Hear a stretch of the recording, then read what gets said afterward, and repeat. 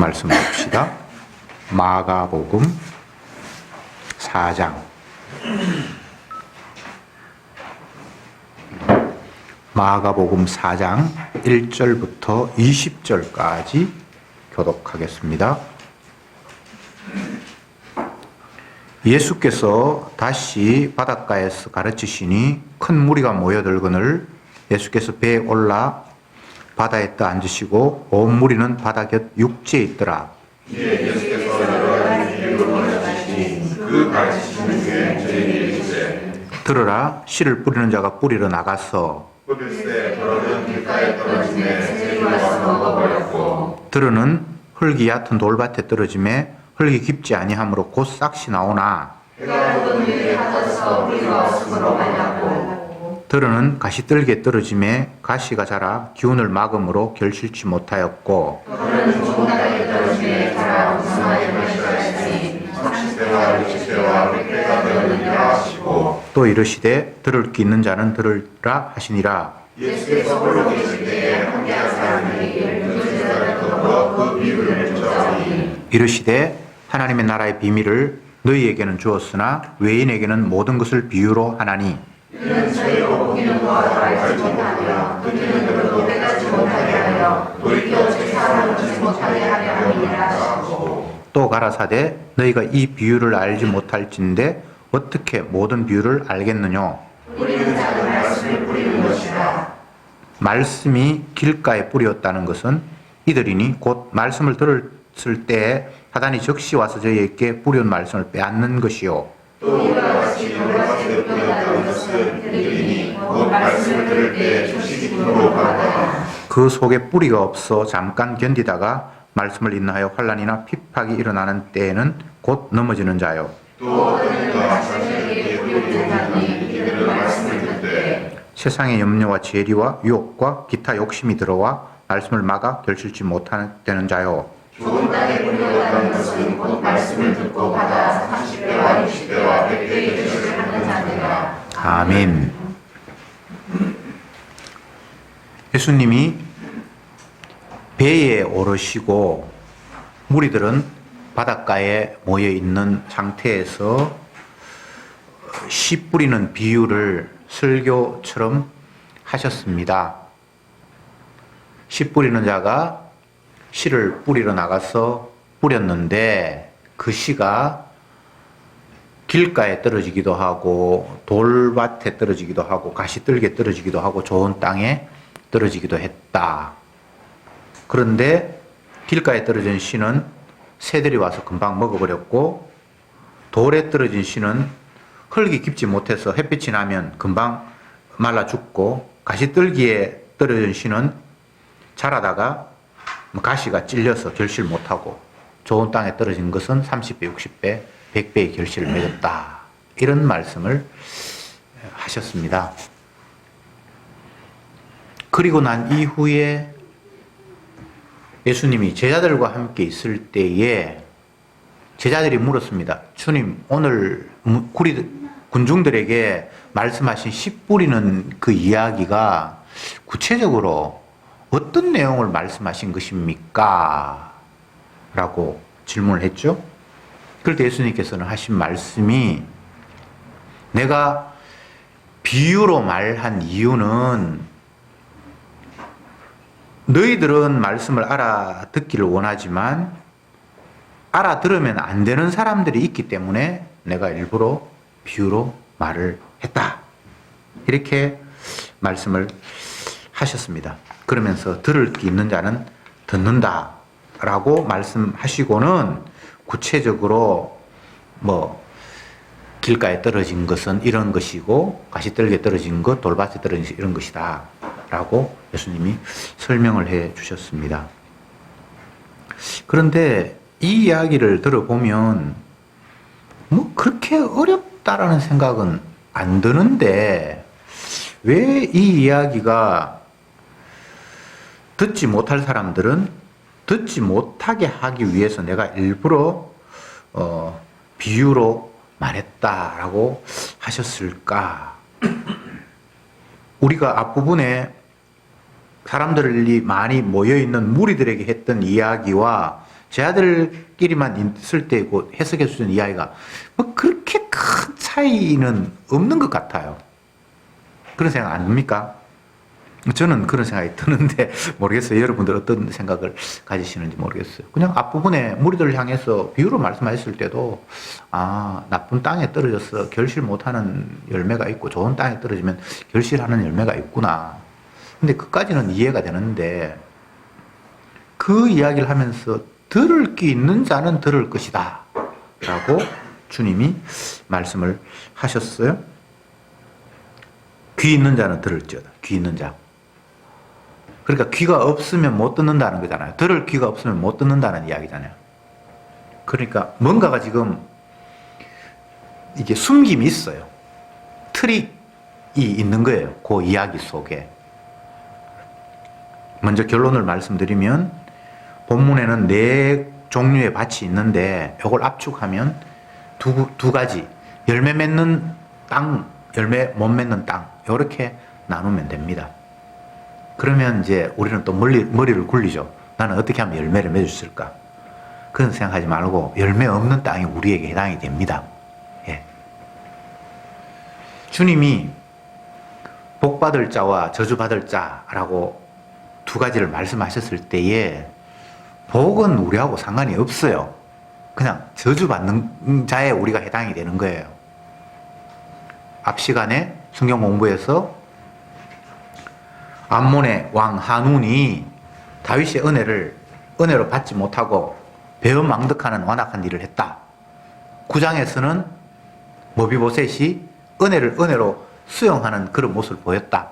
이 두 가지가 딱 뜨면 우리는 어떻게 하는지 좋은 쪽에 내가 편입될 수 없을까를 자꾸 머리를 굴리는데 그건 해당 사항이 없어요. 안 좋은 쪽이 우리에게 해당되는 거예요. 말씀을 지킬 때에 복을 받고 못 지키면 저주받는다라고 성경이 두 가지를 딱 이야기하면 우리는 말씀을 지켜서 복받는 이쪽을 자꾸 염두에 두는데 그건 우리하고 해당 사항이 없어요. 말씀 못 지켜서 저주받는 게 온통 우리에게 해당 사항이 있는 거예요. 항상 성경은 이런 식으로 출발을 하기 때문에 우리가 말씀을 보면 좋은 쪽에 나를 편입시키려고 생각하지 마세요. 그건 반칙입니다. 원래 좋은 쪽에 해당되는 인간은 없습니다. 그러면 누가 천국 가는데요? 주님이 만들어냅니다. 예. 그러니까 만들어내기 전에 이미 한쪽으로 좋은 쪽으로 분리되는 그건 다 가짜예요. 내 천부께서 심으시지 않은 것은 마지막 날에 다 뽑으리라 해당이 되는 거예요. 내가 억지로 좋은 쪽으로 편입이 돼봤자 주님 볼 때는 그것도 여전히 안 좋은 밭에 해당이 되는 거예요. 그러니까 이런 말씀을 펼치면 어떻게 하면 내가 좋은 땅이 되어서 열매 맺을까 이런 생각하지 말고 나는 말씀을 열심히 들어도 돌짝밭이나 길가나 가시덤불이 되어서 열매 못 맺는 쓰레기 같은 땅이구나. 그냥 그렇게 받아들이면 그게 정답이에요. 왜 그렇게 부정적으로 목사님은 자꾸 말씀을 하십니까? 라고 항변하고 싶지만 성경은 그 항변을 용납하지 않아요. 제가 앞 시간에 말씀을 드렸습니다만 이미 내가 태어나기도 전에 하나님은 법을 제정을 하셨고 그 태어나기 전에 제정한 그 법은 내가 돌이키거나 어떻게 할 수가 없어요. 그냥 그게 따를 수밖에 없어요. 이게 세상 진리예요. 이게 이치예요. 그러면 내가 태어나기 전에 우리 조상 아담의 상태를 성경이 이야기해주고 있는데 그 아담의 상태를 보면 하나님이 금하시는 선악과를 따먹음으로 말미암아 은혜의 동산인 에덴 생명나무가 있는 그곳으로부터 추방된 것이 우리 조상들의 모습이고 우리는 추방된 채 태어난 그 후손들이에요. 그래서 은혜와는 생명나무와는 상관이 없는 존재가 저와 여러분들이에요. 그게 성경의 이야기고 하나님의 평가예요. 그런데 감히 생명나무, 은혜, 결실을 맺는 열매 맺는 나무 이건 우리에게 해당사항이 없는 거예요. 해당사항이 없는 거 왜 이야기했는데요? 주님이 그 해당 사항이 있는 것을 창조하고 만들어내시는 재주가 있어요. 그래서 내가 그쪽으로 분류되는 건 아니고 우리는 다 생명나무가 없는 에덴 동산으로부터 추방된 존재가 맞고, 근데 그 속에서 주님이 다시 생명나무에게 해당되는 자기의 백성들을 만들어내실 거예요. 이건 주님의 숙제지, 내가 열매 맺는 쪽으로 편입되고 노력에 의해서 내가 열매 맺는 것은 애초에 없는 이야기입니다. 그래서 우리는 우리 자신을 말씀 앞에서 나는 무능한 자구나 라는 것을 1차적으로 인정해야만 그 이후에 주님께서 나를 어떻게 창조할 것인가 라는 말씀도 깨달아지고 이해가 되고 풀립니다. 첫 번째부터 나를 멸망받을 자, 생명나무가 없는 곳으로 추방된 자라고 출발하지 않으면 그 이후에 주님이 없는 데서 만들어내신다라는 것이 받아들여지지 않아요.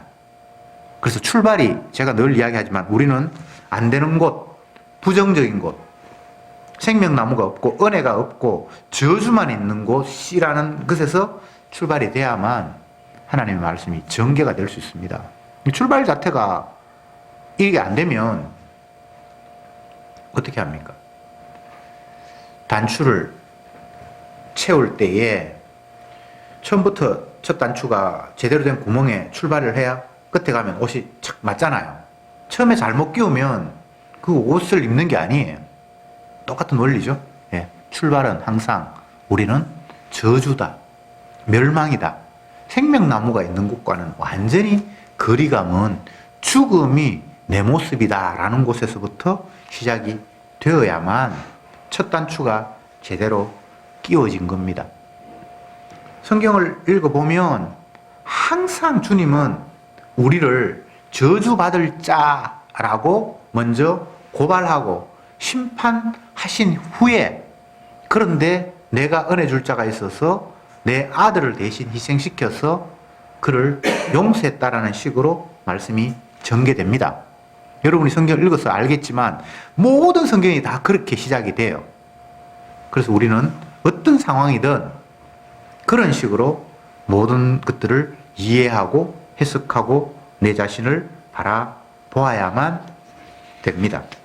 제가 그렇게 된다고 해서, 된다고 말한다고 해서 여러분들이 그렇게 생각할 수 있는 것은 또 아닙니다. 그건 은혜가 와야만 그게 수용이 되는 겁니다. 그러면 다시 말씀으로 돌아가죠. 사람으로서는 할 수 없구나. 주님이 하셔야만 되는구나. 그 이야기 왜 합니까? 쓸데없는 이야기잖아요.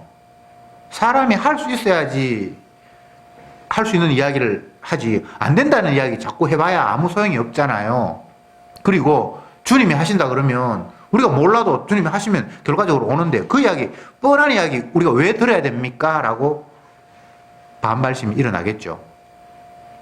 근데 주님이 계시를 통해서 그 이야기를 하셨기 때문에 하는 거예요. 이렇게 하면 좋은 결실을 얻으니까 하는 그런 거는 아니에요. 주님이 비유를 말씀하셨습니다. 그런데 인간의 입장에서는 그게 잘 이해가 안 돼요.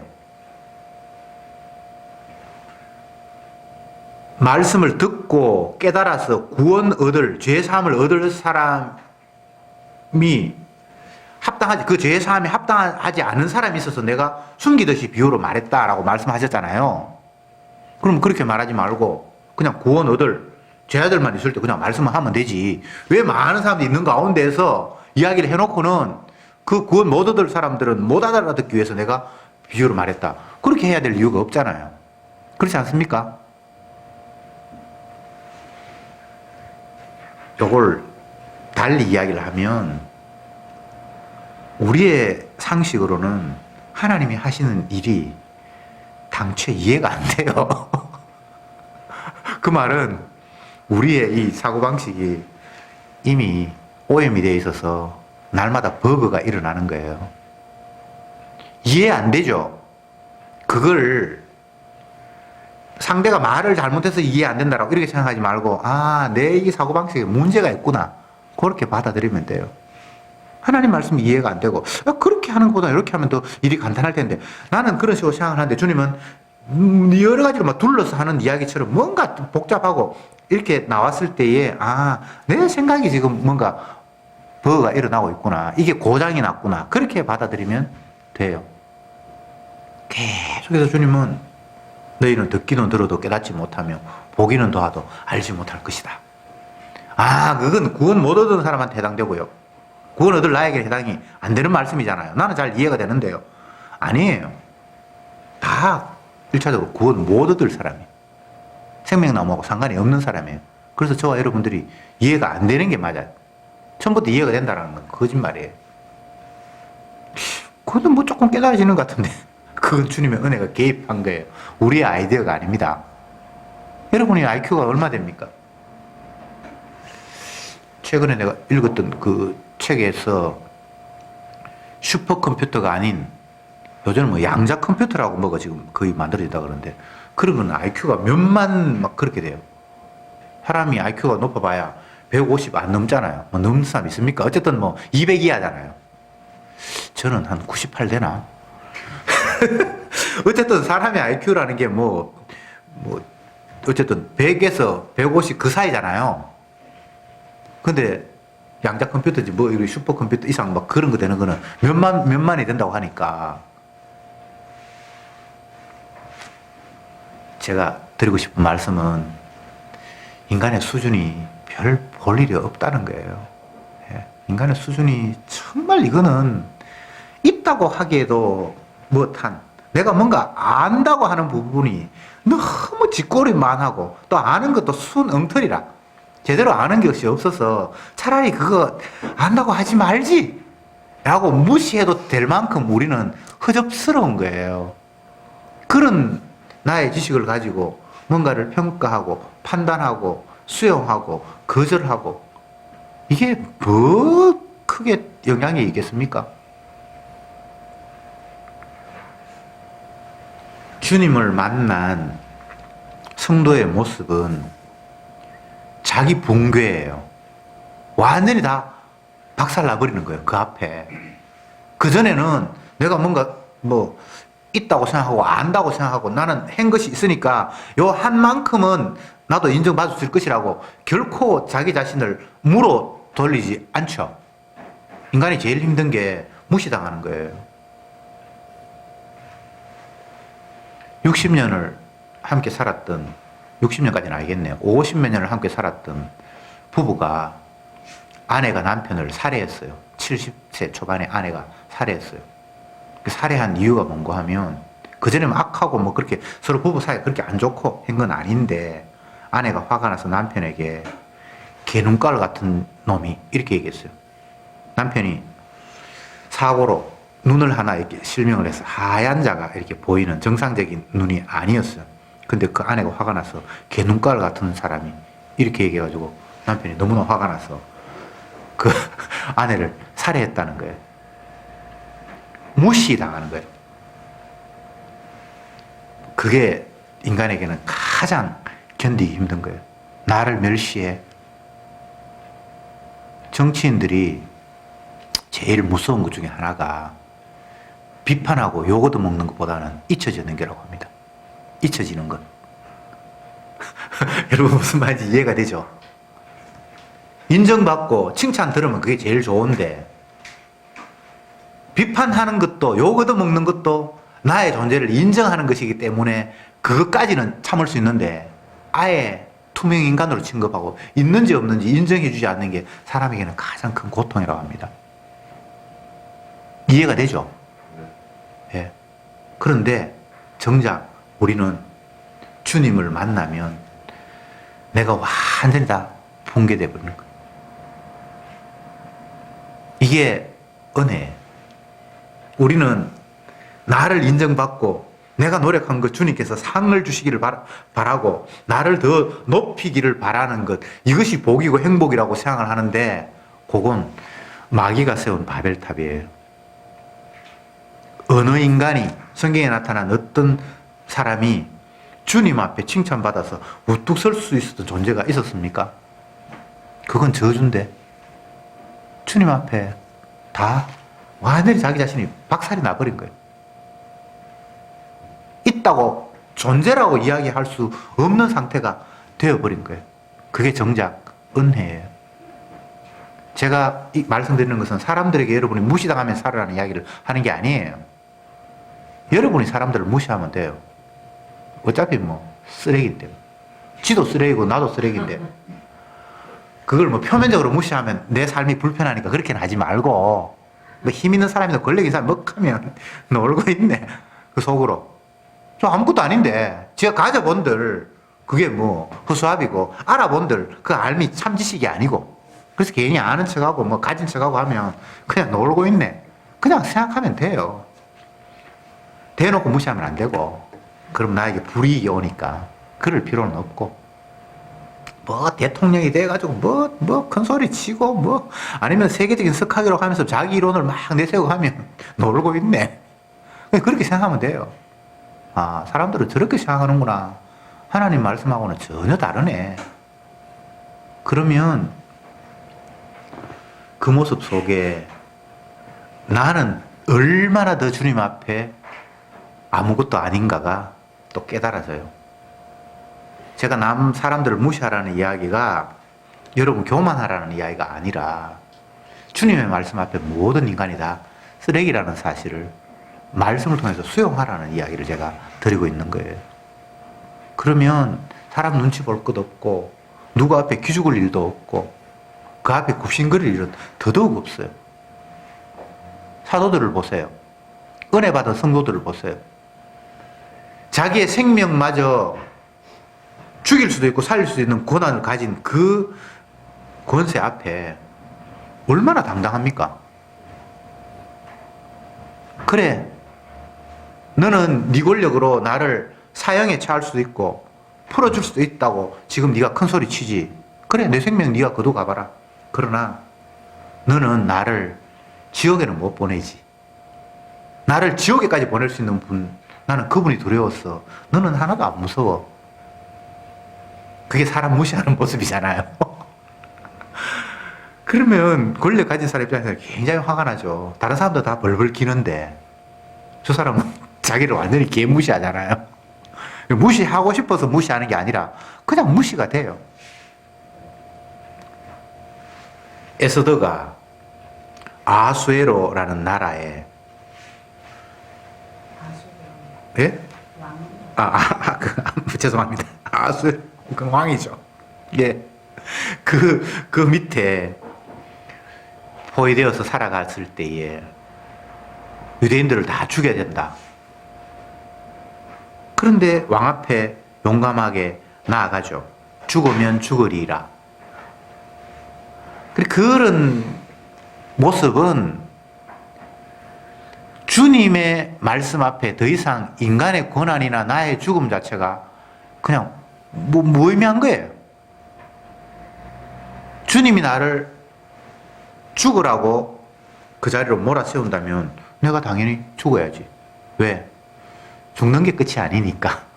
한 번 죽는 것은 이미 정해진 것이고, 그 후에 주님이 알과 죽정이를 나누는 심판이 따로 있으니까.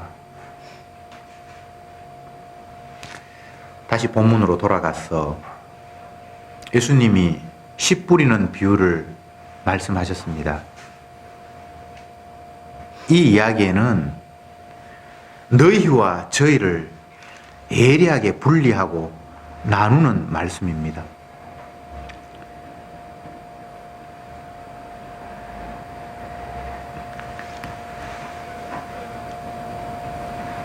저희에게는 12절에 저희로 보기는 보아도 알지 못하며 듣기는 들어도 깨닫지 못하여 돌이켜 죄 사함을 얻지 못하게 하려 함이라 하시고,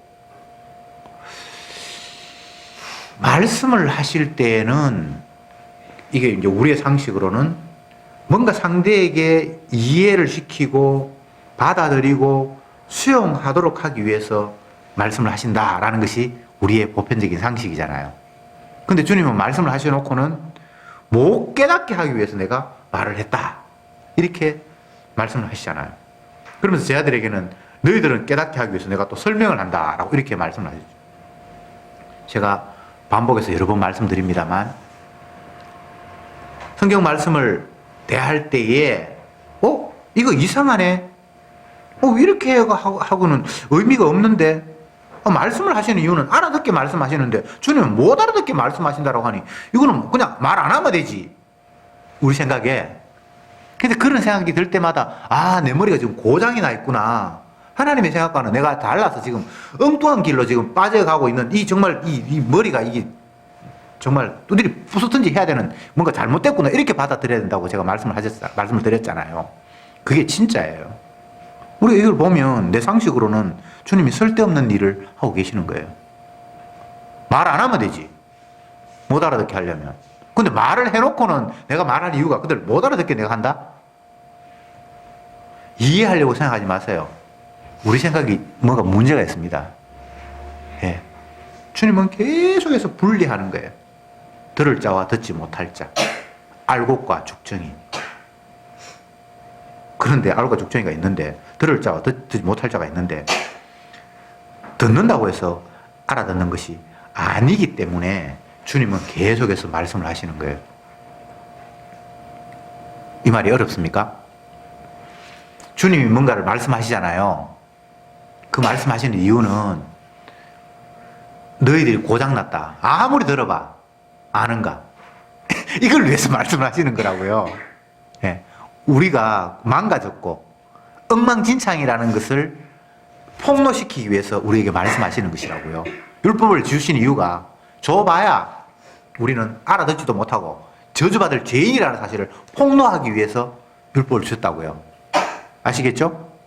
예. 말을 하시는데 알아듣기 위해서 말씀하시는 것이 아니라 우리는 죽었다 깨어나도 못 알아듣는 바보 멍청이라는 사실을 폭로하시려고, 다시 말하면 죄인이야 너희들, 그거 드러내시려고 말씀을 하시는 거예요. 그러니까 쉽죠. 우리는 무슨 말인지 못 알아듣겠다. 에이씨 내가 죄인이구나. 그렇게 되면 그게 되는데 우리는 자꾸 이해를 하려고 하는 거예요. 내 잘못된 짱구 굴려서 요건 이런 뜻이겠구나 이러죠. 그렇게 막 굴리는 거예요. 그러면 내가 죄인이 안 돼버려요. 나는 깨닫는 자가 되어버려요. 그러면 또 다시 저주받을 자로 나는 추락하는 거예요. 이러나 저러나 우리는 안 돼요. 안 돼야 돼요. 불가능성. 구원과는 나는 정말 무관한 자이구나. 모든 사람이 죄를 범하였음에 하나님의 영광에 이르지 못한다. 의인은 없나니 하나도 없다. 빛이 세상에 왔는데 어둠은 전혀 감지하지 못하더라. 요 이야기만 있는 게 아니고 제가 아는 게 이제 그런 이야기니까 그 이야기 하는데 막 성경이 막 그런 이야기들로 막 도배가 돼 있어요. 읽어보세요. 정말 기분 나쁠 만큼 인간을 무시하는 이야기, 개 무시하는 이야기, 구덩이 같은 인생아, 지렁이 같은 야고바, 소, 나귀보다 못한 인간아. 사람들을 짐승에 비유해서 이야기하는 것은 이 세상에서는 그 엄청난 욕이잖아요. 뭐 개새끼라고 이렇게 얘기한다든지 이렇게 얘기하면 그 성경에는 개 정도가 아니고 막 독사도 나오고 뭐 구더기도 나오고 지렁이도 나오고 막 별게 다 나와요. 진짜 개무시하죠. 예. 모든 사람이 죄를 범하여서 하나님의 영광에 이르지 못한다. 의인은 없나니 하나도 없다. 빛이 세상에 왔는데 깨닫지 못한다. 근데 그 이야기만 딱 있으면 정말 좌절인데 그 앞에 그 이야기를 하고는 뒷부분에 기쁜 소식을 이야기를 하고 있어요. 예를 들면 모든 사람이 죄를 범해서 하나님의 영광에 이르지 못한다 해놓고는 뒤에 그리스도 예수 안에서 구원이 있다라고 이야기를 하는 거예요. 아브라함이 행위로 의롭다함을 결코 얻지 못했다. 그렇지만 믿음으로 의롭게 되었다. 그 믿음이 뭐냐 하면 그 죄의 사함을 받고 그 허물의 가림을 받은 것이다.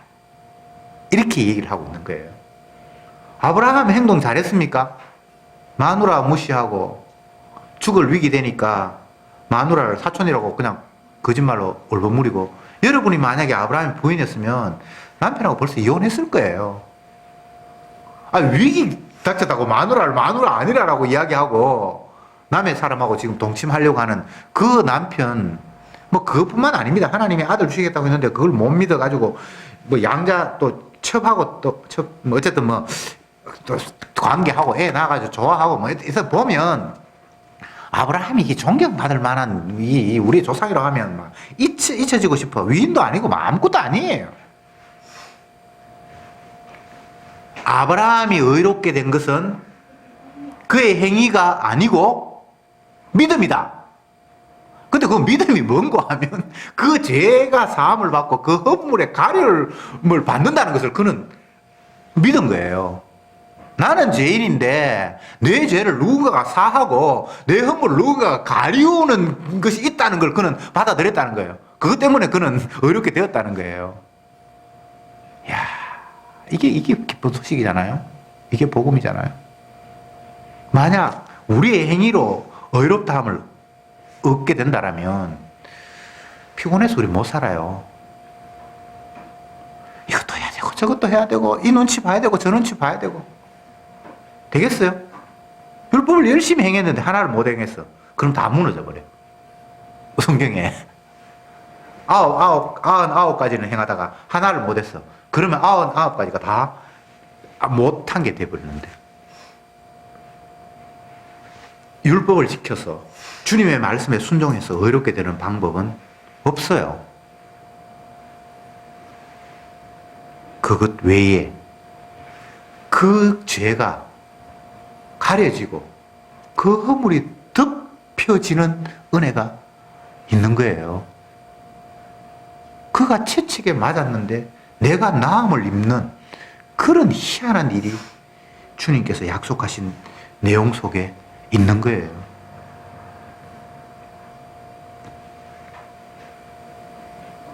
주님이 뭔가를 말씀하셨습니다. 씨 뿌리는 비유를 말씀하셨습니다.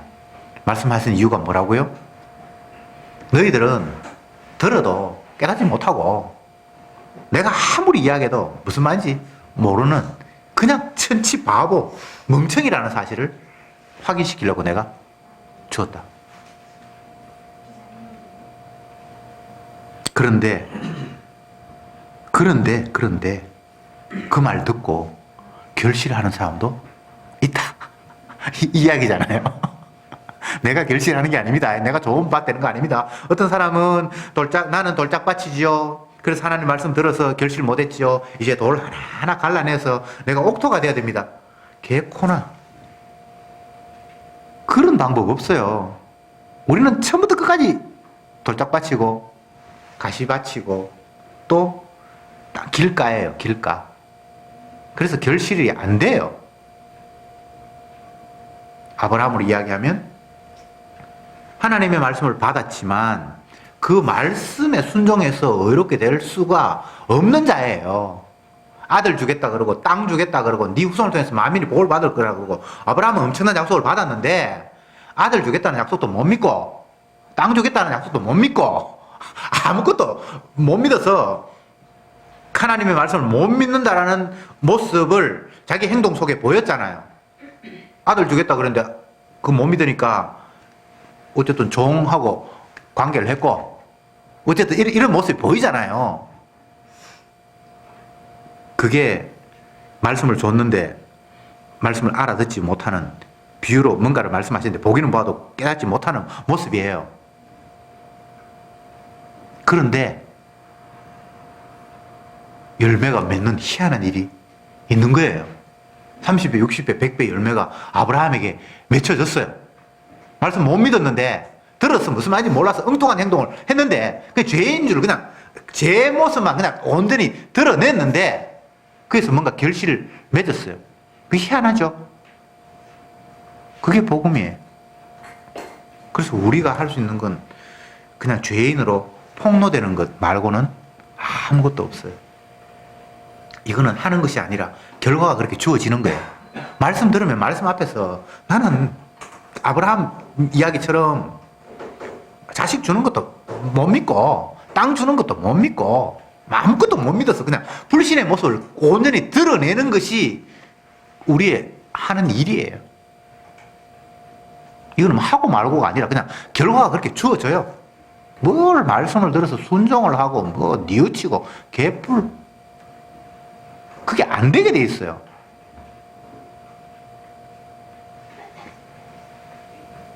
저와 여러분들의 역할은 온전하신 예수님, 죄 용서하시는 예수님 앞에 죄인으로 오롯이 드러나는 거예요. 그거 말고는 없어요. 내가 죄를 가리고 숨기고 그건 마귀의 장난이에요. 뭐 일부러 내가 뭐 내 추함을 드러내라고 하는 것이 아니라 그걸 자랑하고 떳떳하라고 하는 것이 아니라 그냥 말씀 앞에 주님의 의로우심 앞에 나는 그냥 비춰보면 그냥 죄인으로 그냥 폭로되는 거예요. 일부러 주님이 그렇게 세팅을 했어. 구조를 그렇게 만들었어요. 그분이 의롭다는 것을 보여주기 위해서 우리의 죄된 모습으로 만나시는 거예요. 그분의 영원하심을 드러내기 위해서 우리가 제한적이고 임시적이고 잠깐 있다 사라져버리는 존재로 그냥 붙여놓은 거예요. 그러면 우리는 나는 더러운 존재고 잠시 있다 사라져버릴 것이고 뭐 있다고 하나 이것은 존재라고 말할 수 없는 뭐 아침 이슬을 그걸 존재라고 말할 수 없고 그렇잖아요. 안개를 존재한다고 굳이 이야기하거나 그림자를 존재라고 말하기가 웃기잖아요. 그냥 그런 존재로 그냥 주님의 거룩함 앞에 드러나는 거예요. 그러면서 그분의 약속이 우리에게 너무나 크게 다가오는 거예요. 그 죄의 사함을 받고 그 허물의 가리움을 받은 자가 복이 있다.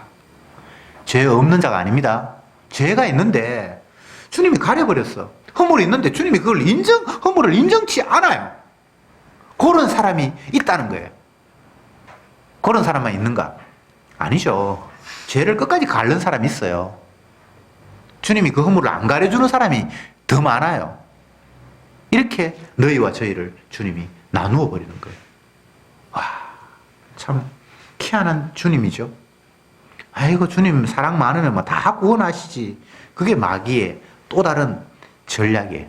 계속 우리는 하나님의 약속과 다른 이야기들을 마귀로부터 그거는 기계예요. 기계. 복음 가리려고 하는 기계예요. 하나님 말씀이 떨어지면 즉시로 반대 뭐가 막 또 가동이 돼요. 왜 이렇게 하지라고 자꾸 가동이 돼요. 그거 마귀의 장난이에요. 예.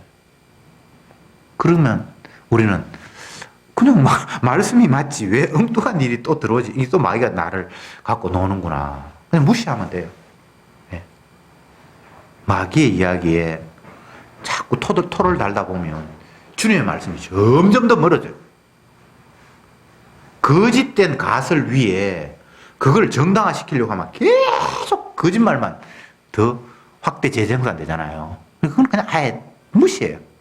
이거는 약속이 아닌데 왜 이걸 이야기하지?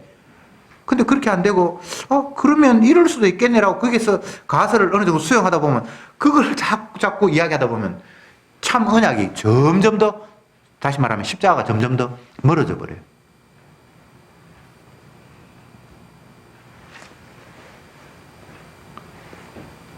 빛이 세상에 왔는데, 자기 백성이 그 빛을 영접하지 않았어요.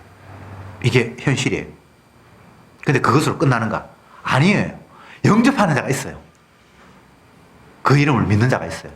이것은 혈통으로나 육정으로나 사람의 판단으로 영접하는 것이 아니라 하나님께서 그를 영접하는 생명으로 만들었기 때문에 영접하는 거예요.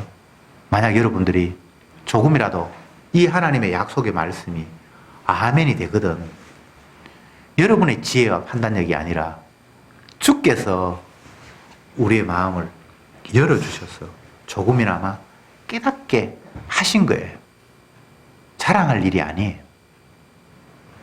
우리의 허물을, 우리의 죄를 가려주시는 주님의 사랑이 덮친 사람이에요. 기도합시다.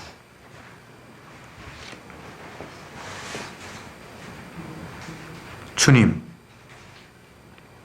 우리는 말씀을 들어도 깨닫지 못하고 세상에 말씀이 실현이 되는 모습을 보아도 알지 못하는 우둔한 존재입니다. 이런 저들에게 뭔가를 기대하는 것 자체가 있을 수 없는 일입니다. 그래서 주님께서 나서셔서 우리의 그 죄를 대신해서 주께서 저주를 받으시고 우리를 저주에서 해방시키시는 놀라운 사랑을 베푸셨습니다. 계속 내 행동 통해서 의를 만들어내려고 하는 언약과는 전혀 상관이 없는 유혹에 빠지지 말게 하시고 주님의 말씀 앞에 나는 온전히 죄인으로만 오롯이 드러나고 이 죄인을 대신해서 죄를 가리기 위해서 대속의 피를 흘리신 그 주님의 약속만 바라보게 하옵소서. 예수님의 이름으로 기도드립니다. 아멘.